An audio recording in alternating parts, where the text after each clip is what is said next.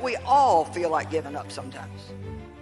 We all go through times where we feel like God is 1,000,000 miles away, when we don't have any idea what He's doing, when we're tired, when we're weary, when we think we just can't go on.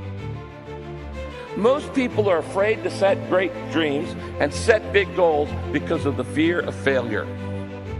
There's something much worse than failure. It is the fear of failure. I want to remind you that failure is not final, it's formative. It is part of the process. It's part of the journey. Your failure matters as much as your success. How do you think you're going to grow if you don't ever fail? Yes, some of you have failed and you have decided, well, guess what? I'm a failure. No, failure is an event. It is never a person.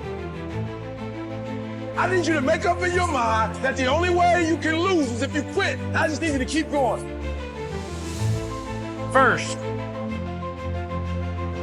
you cannot give up. When you enter into your long season, you've got to give it all you've got. When people go into a season of struggle, the first thing that they want to do is take a sabbatical.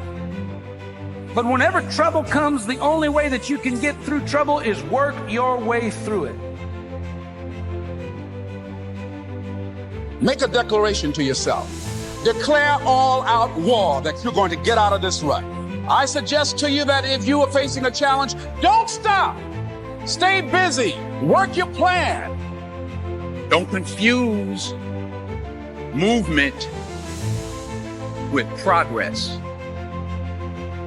In order to achieve your goals, you must apply discipline, which you have already done, and consistency every day. You have to work at it every day. You have to plan every day. You've heard the saying, we don't plan to fail, we fail to plan.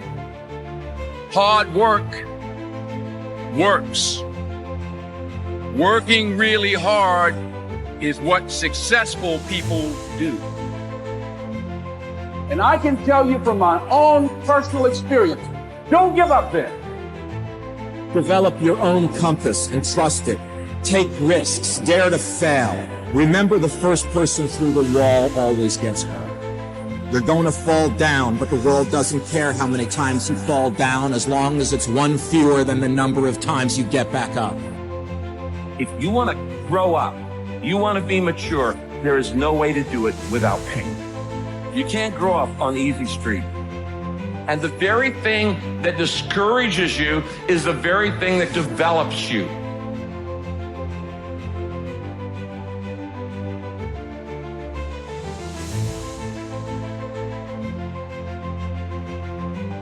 Make one room in your house as beautiful as possible. That's what I'm writing about now.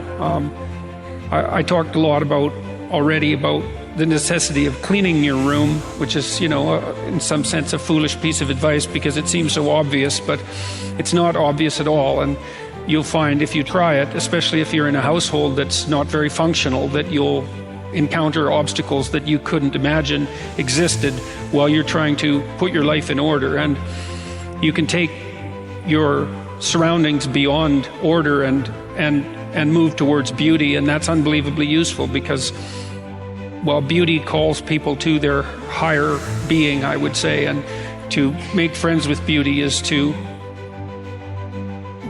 introduce yourself very carefully to one of the mysteries of life that make it worth living.